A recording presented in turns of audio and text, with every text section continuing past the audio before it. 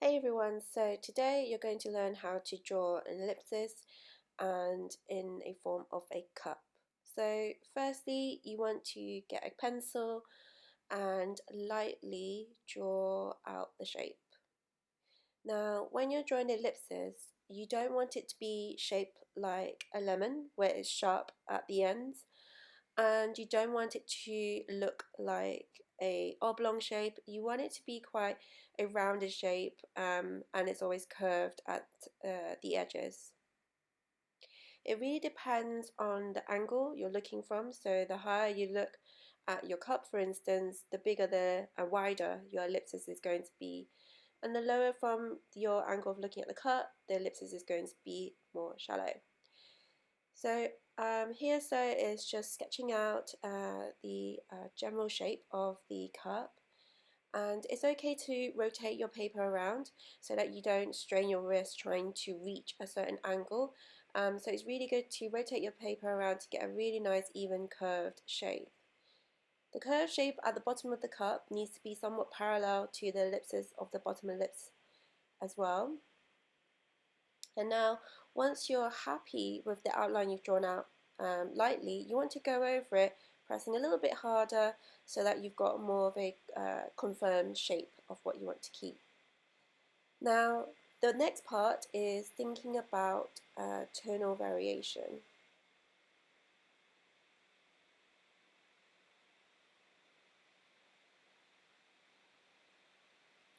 So Sir here has a highlighted area that needs to be dark, medium and light tone. Now, when you first start shading, keep your pencil as low down as possible.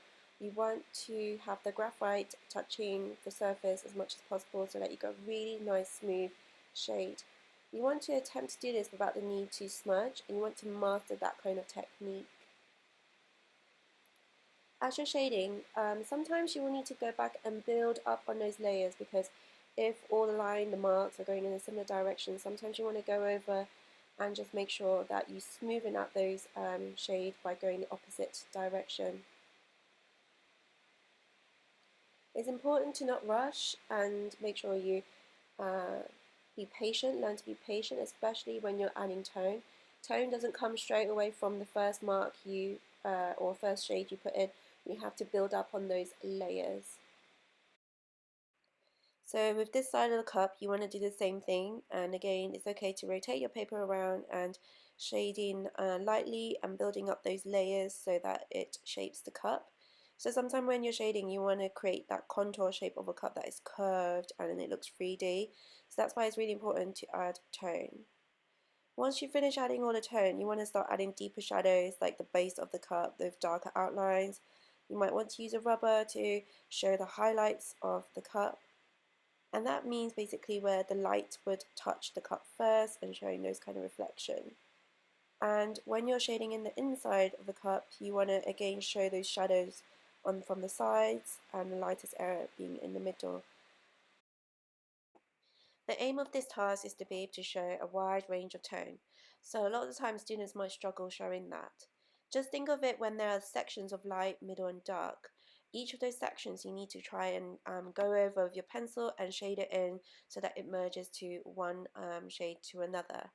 You want the tone to be seamless and you want it to graduate from one tone to another.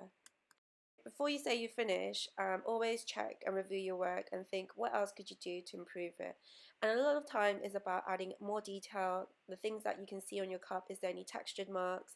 Does it need darker outlines in those areas where the light is beaming from behind? So make sure you add those details to make your cup look more realistic. So just to summarize, the ellipses that you draw out should not look like lemon where it's pointy at the end. It should be rounded. And when you start drawing, make sure you draw lightly. Second, start adding tone. Make sure it shows graduated and seamless tone application. And then last thing, remember to add as much detail as possible so it makes your cup look 3D and realistic.